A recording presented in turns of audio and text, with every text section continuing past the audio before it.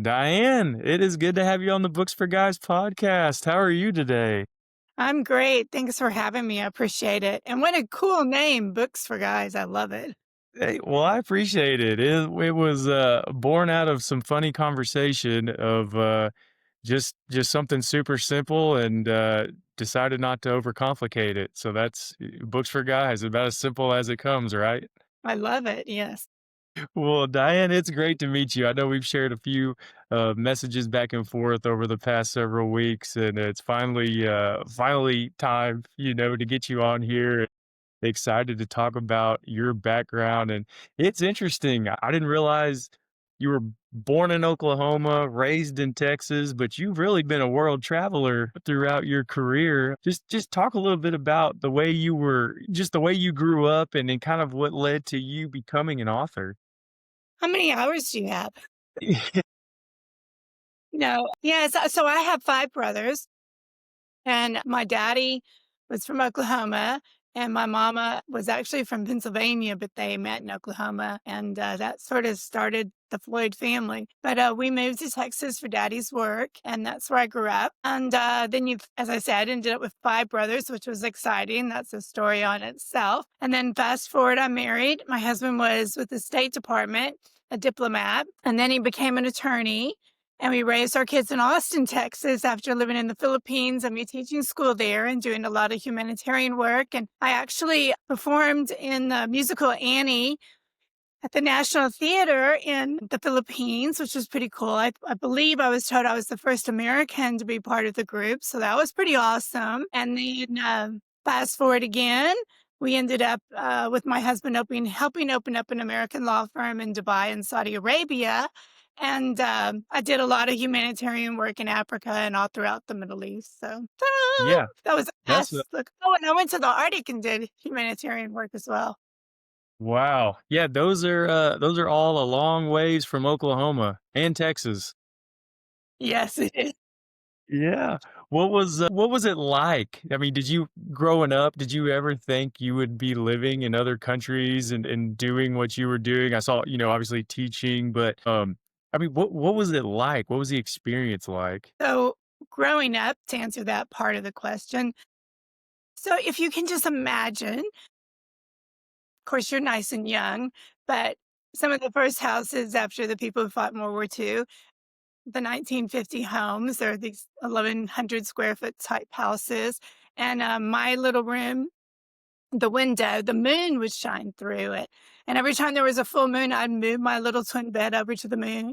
And I'd take my sheer curtains and drape over the twin bed. And I would dream of like a genie, a magic carpet ride and travel the world and see the world. And so fast forward, my husband became my genie and I saw the world. Do it. Yeah, that's so cool. That is it's cool that you dreamed and you wanted to do that and you got to do that. And I'm sure there was a lot of great memories and great things that you got to do in each place. And now you have a lot of great stories to share from it.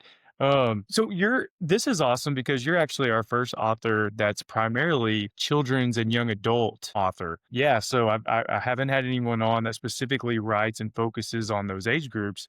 What what led to your passion, I guess, for wanting to focus on writing children's books and young adult books? It came about so naturally. I'm actually have always been a storyteller, and whether it was on stage singing or acting, and then in the classroom, I was always telling, no matter what grade I taught, I was telling stories. And even if they were teaching eighth grade, I would have a story if it meant it brought the kids together to work together.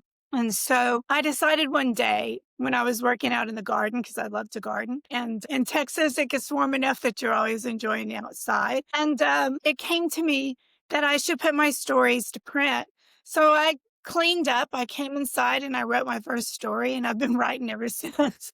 Yeah, that's awesome. So I mean, growing up too, did you have a passion for reading and writing? Was it something you grew up enjoying to do, or did it, I don't know, did it happen later down the road?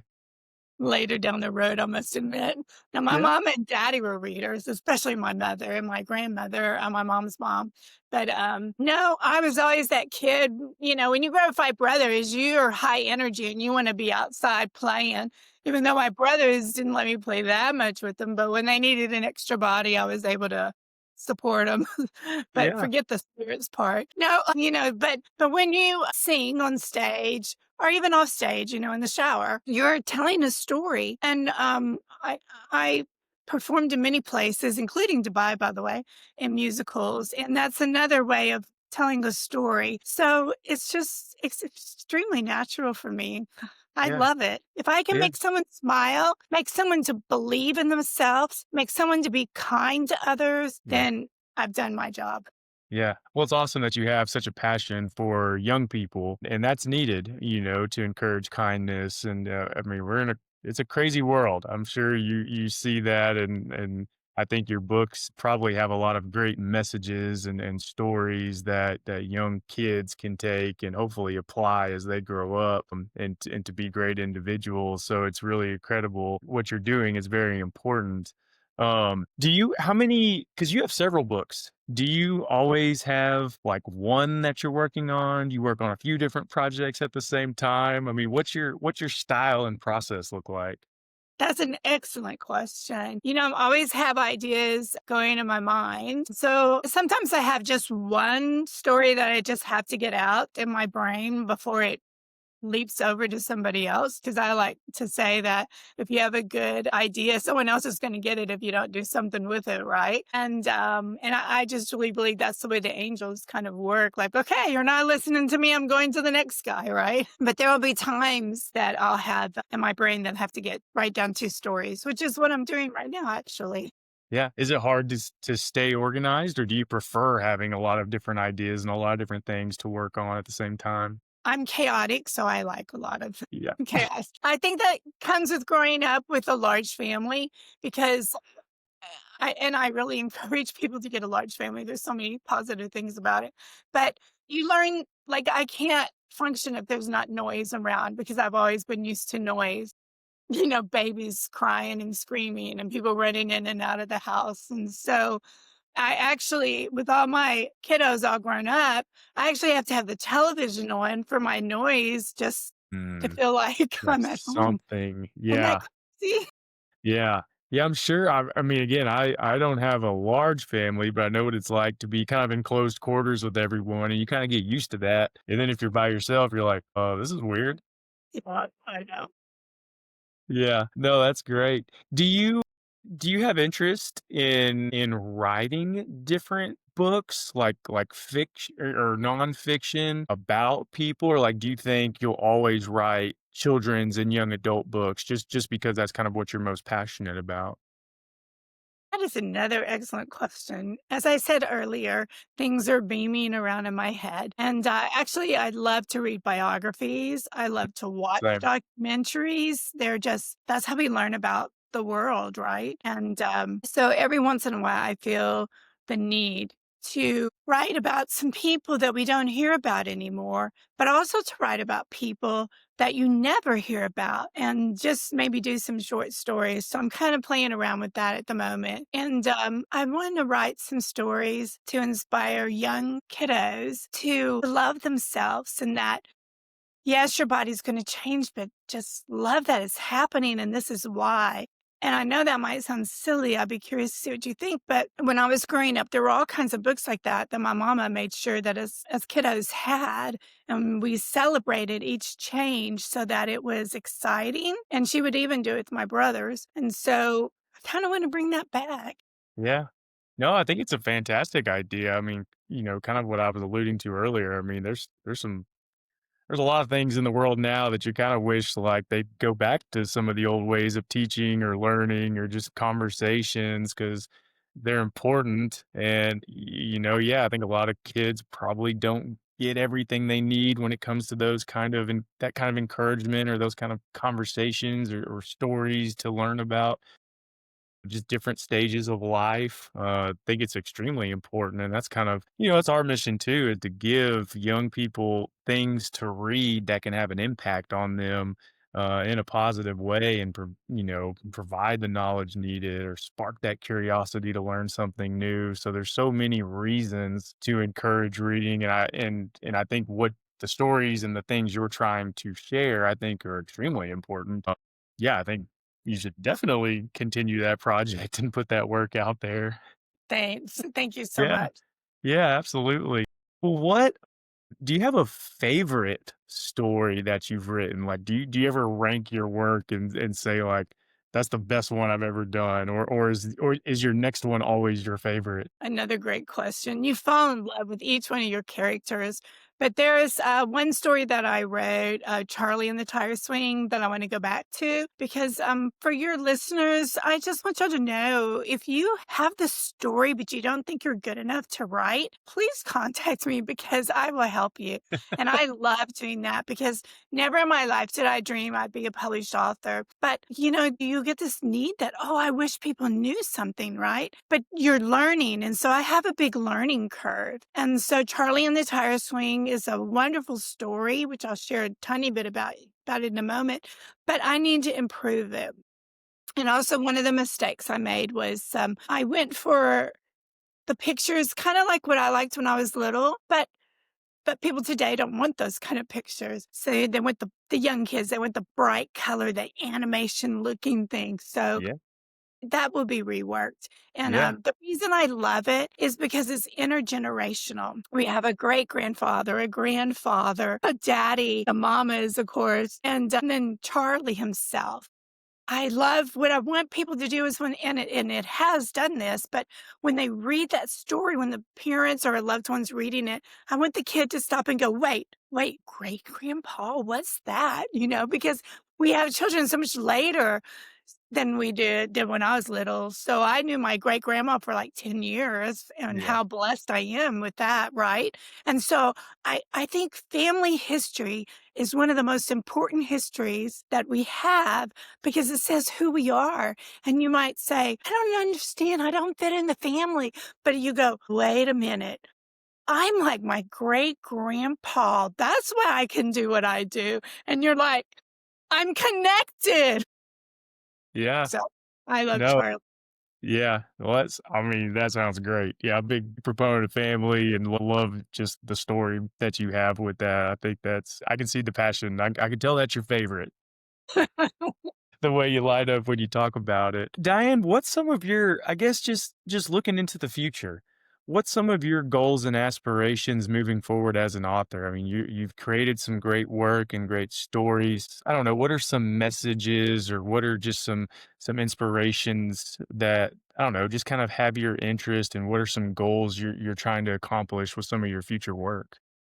Sure. My goodness. I want to live to 300 because there's so much I want to accomplish. Yeah. Yeah. I have my brain about me too, by the way. I really, truly, with my writing, and I feel so blessed that I've been published now, and I want my work to grow among readers, not for fame and fortune, but really to inspire kids to love themselves and to know that they were born with a gift and to discover that gift and to that they can be a leader. And a leader doesn't mean, oh, I'm going to be president, but a leader can mean that you're going to be leader of your own body and mind and you're going to lay down the goals of what you want and you're going to achieve them. And so that's one of the things that I would like to do. The other thing I do is I help with a historical building because I love history, though my husband knows history better than me, but I love history, but we have a place called the Chateau Bellevue, and so we help preserve it. And when I'm in there and I learn about the different people that owned the home and how much they were leaders in our country, especially when Texas just became a state and the very first state legislator or secretary of Texas lived there, built it actually. Now, that's a story in itself. And so I hope to continue to find places that I can learn and grow, but also, when you do humanitarian work, stories come out of that. So it isn't just about writing, but reaching within the community, reaching into finding out things that you like to do. And for your listeners who are like, Oh my gosh, I wish I could do that. I want the listeners, whether you're in high school or you've already graduated, to think about what you loved then in high school, but maybe you're not doing now. But how can you go back and do that? Yeah. So if it's singing, then just start singing, you know? Yeah. And there's ways to do it. If you are in high school right now or in college, what are those other things you love to do? And just make it happen because you can't do it if you believe in yourself. And as my grandma and mother always said, get fire in your gut. Yeah. Yeah.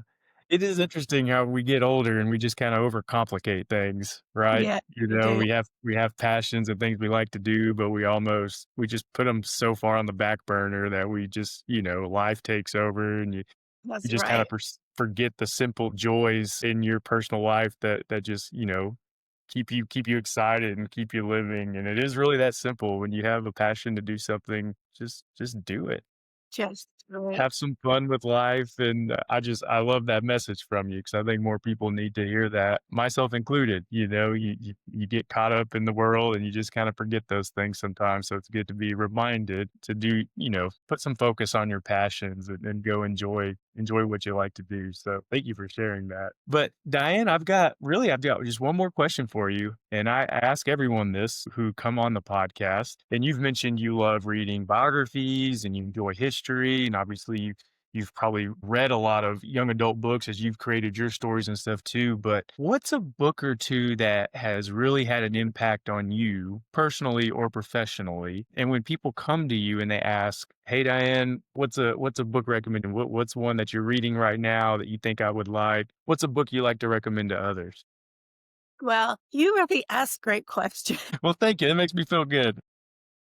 I actually just finished reading because I like to take a book with me on we drive, and I love to drive, and so when you drive from Texas to Virginia, it's a pretty long drive. It's a long drive. And so Me and Patsy, I just finished reading, and it's, Patsy Cline, Yeah. and Loretta Lynn, and it's all about their friendship and how Patsy Cline really helped Loretta Lynn become Loretta Lynn, and it's just so lovely to read about this friendship and how people have to remember that famous people are human beings and Mhm. they had it rough, right? And it was more than just watching the coal miner's daughter, and if you read that book, Me and Patsy Cline, or Me and Patsy, it's called, you can't help but be inspired to go after your dreams Yeah. based on what all she went through, and even what Patsy went through. So I loved reading that. Yeah. Another book that I like to tell people about is one that inspired me to read when I was in 5th grade, which was a long time ago, but still it resonates with me, and it's called Beautiful Joe, and it was written at the late 1800s, and then it was relaunched in the 60s, I guess, and it's worth reading because it's a book that will take you back to the 1800s, so you could be offended about the way some of the languages was written in that time, but if you just remember the time period, but what's lovely about it is how this dog becomes Beautiful Joe.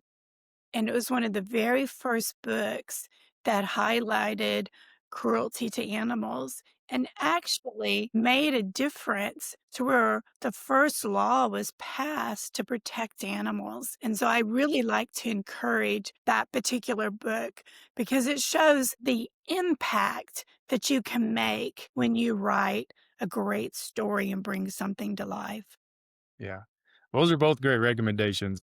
My wife's trying to talk me into rescuing a second dog at this point, so that would be, probably a good book she'd like, and me as well. We have a rescue pup, That's what and, we do. yeah, every day she's, "Let's go get this one, let's go get that one." I'm like, "Let's pump the brakes." But, no, we love animals, and I think that'd be a great book. And then I love, like, biographies, like you said, because we see people and we put them on this pedestal and think they've never had any challenges. But then when you read their stories, you're like, every single person that has been successful has had to go through some massive roadblocks, a lot more than people even can probably fathom. But most people, they just see a clip or someone being successful and they're like, oh, they just woke up that way. And it's like, no, they have a story. These people, they're people. They have stories and they've gotten to where they're at.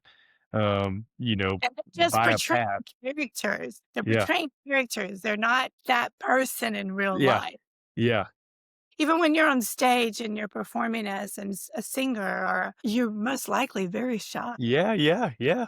No, it's interesting. I'm with you. Over the years of reading about people, it's just something I think about now. Like, if I ever met them, it's just another person. They have a story and appreciate that. So, but Diane, this has been awesome. I've enjoyed this conversation, and I just love the work that you're doing and the passion you have for it, and just your motivation for many more things that you want to accomplish and want to achieve. And so, now that we've met, I'm going to be following your work and keeping up with you, and I know a lot of people who listen to this or watch this will probably be doing the same thing. So just keep doing what you're doing, because it's awesome.